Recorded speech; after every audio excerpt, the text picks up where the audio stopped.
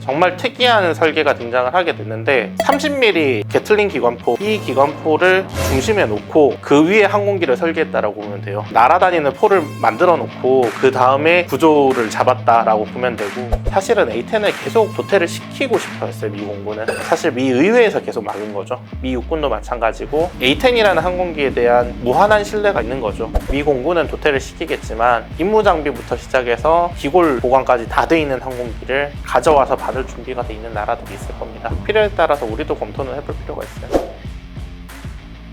안녕하십니까. 21세기 군사연구소 정보분석관 전문연구위원으로 일하고 있는 유성엽입니다.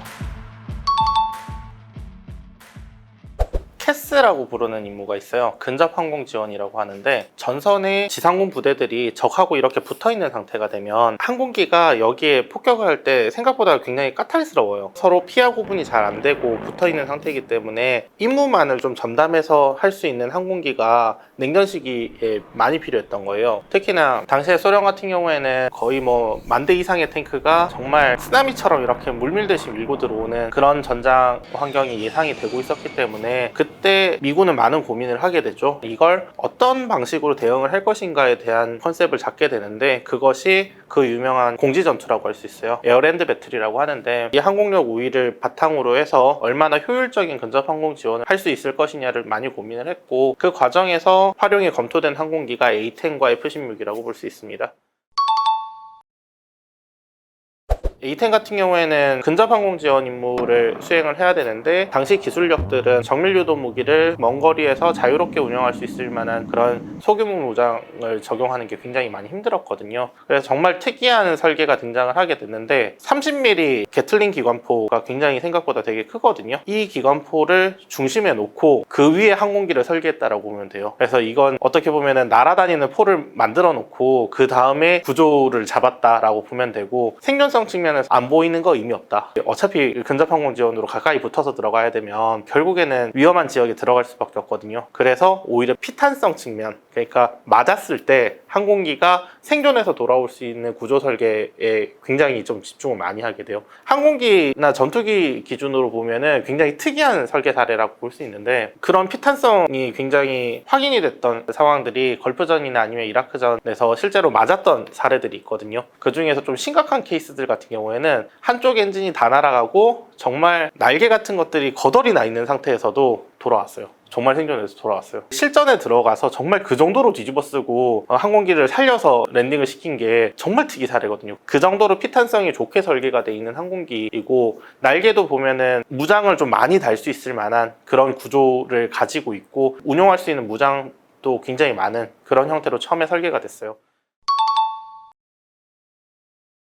30mm 게틀링 포의 능력 때문에 사실 탱크킬러다라는 별명을 붙여준 거라고 볼 수 있겠죠. 특히나 A-10에서 운영하고 있는 30mm 기관포 같은 경우에는 포탄 한 발이 거의 콜라병 사이즈예요. 굉장히 커요. 전차 같은 경우에는 방어 장갑을 부착을 할 때 전차의 전면 장갑은 굉장히 두껍게 바를 수 있지만, 측면이나 전차의 상면부 같은 경우에는 장갑이 굉장히 얇아진단 말이에요. 그 얇은 전차의 상면 장갑을 30mm 기관포로 타격을 하면 이게 뚫리겠죠. 그런 용도를 고려를 해서 기관포를 중심으로 설계를 하고 굉장히 많은 무장을 운용할 수 있도록, 집속탄 중에서도 대기갑 전력을 상대로 적용을 하는 형태의 집속탄들이 있거든요. 그런 형태들도 많이 보유를 했었었고, 80년대임에도 불구하고 매버릭이라고 부르는 정밀 유도 무기를 운용할 수 있는 능력도 갖추고 있었기 때문에 소위 말하는 탱크 킬러다라는 별명이 그때 생긴 거고,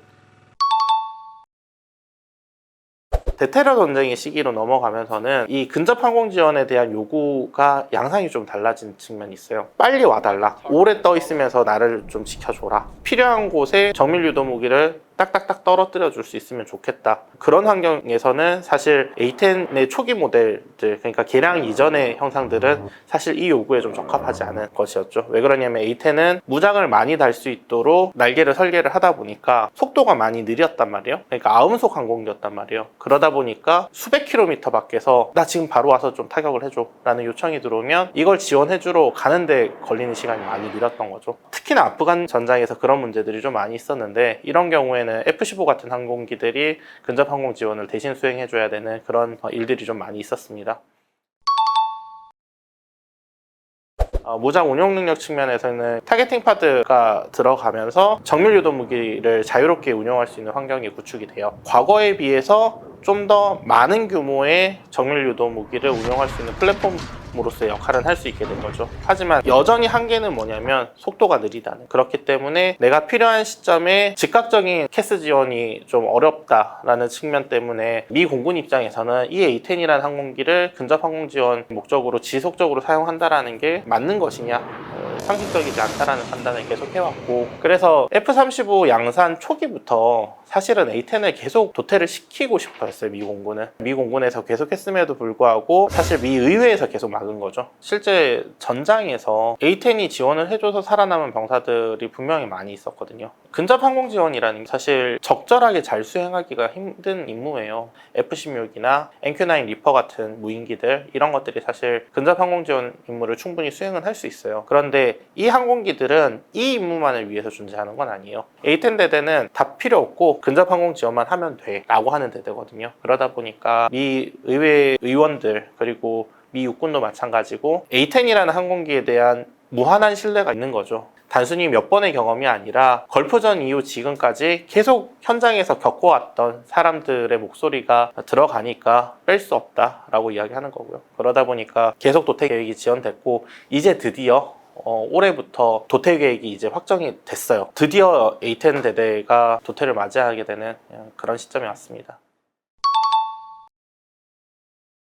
미국의 4세대 항공기들에서 굉장히 큰 역할을 했던 항공기들을 꼽아보라고 하면 F-14, F-15, F-16, F-18 그리고 A-10, 이 정도를 보거든요. 이 항공기들이 다들 가지고 있던 역할이 있었고, 전부 다 자기한테 주어진 임무들을 굉장히 잘 수행을 해왔던 항공기들이란 말이에요. 그리고 그 4세대 항공기 라인업 전체가 이제 사실 사라지기 시작하는, 전환되기 시작하는 시점이 이미 시작이 됐는데, 그 전환되는 시기에 가장 앞쪽에서 먼저 사라지기 시작하는 항공기들이 A-10 같은 항공기가 되는 거죠.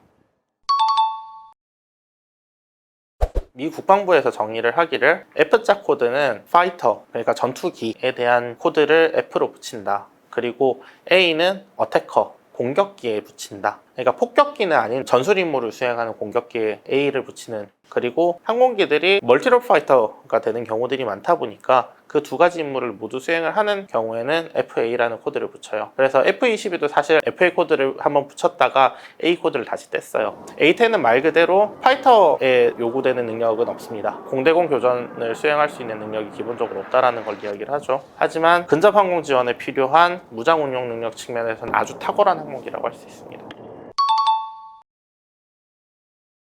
아직 확정이 되진 않았어요. 미국이 이 항공기들을 어떻게 정리를 할지, 그리고 앞으로 어떤 세대로 전체 포스 스트럭처를 새로 짤지에 대한 판단이 정말 최근 정리가 된 걸로 알려지고 있어요. 대략적인 추정 범위를 놓고 보면 일단 우리가 알고 있는 거의 대부분의 4세대 항공기들은 앞으로 20년 이상 쓰지 않습니다. 추정하기로 A-10이 맡고 있는 근접 항공 지원 임무는 F-35, F-15, F-16이 나눠서 맡게 될 거예요. A-10의 대대는 아마도 전환 창설이 되면서는 F-35 대대로 전환 창설이 될 거고, 급격하게 이렇게 대대 수가 줄어들면 안 되는 거잖아요. 그렇다 보니까 F-16에 대한 수명 연장하고 성능 개량이 계획이 돼 있어서 아마도 F-16이라는 항공기가 어떻게 보면 수적인 규모의 포스 스트럭처를 맞춰줄 거고, 고위협 지역에서의 활동에 필요한 고성능 항공기들은 아마도 5세대 전투기, 그러니까 F-35가 되겠죠. 그리고 엔가드라고 부르는 6세대 전투기 복합체계군이 앞으로의 전장을 책임지는, 그러니까 창 끝의 임무에 해당하는 그 임무들은 F-35하고 엔가드 복합체계가 아마 담당을 하게 될 거고, 근접 항공 지원이라던가 이런 귀찮은 임무들 아마 뒤에 남겨진 4세대 항공기들이 책임을 지는 환경들이 다가올 거다라고 예상을 하고 있고, 근접 항공 지원 임무가 요구되는 그 환경 자체를 되도록이면 접근하지 않으려고 할 거예요. 미군은 대만 같은 사례들은 되도록이면 가까이 안 붙으려고 할 거고. 좋은 항공기고 성능 개량도 아주 잘 돼 있는 항공기예요. 그래서 미 공군은 도태를 시키겠지만 이 항공기가 필요하다라고 부르는 어떤 나라들이 있을 것이고, 임무 장비부터 시작해서 기골 보관까지 다 돼 있는 항공기를 가져와서 받을 준비가 돼 있는 나라들이 있을 겁니다. 그런 나라들이 있다라면 동맹국에 제공을 해서 활용을 하는 것이 맞을 것이고, 필요에 따라서 우리도 검토는 해볼 필요가 있어요.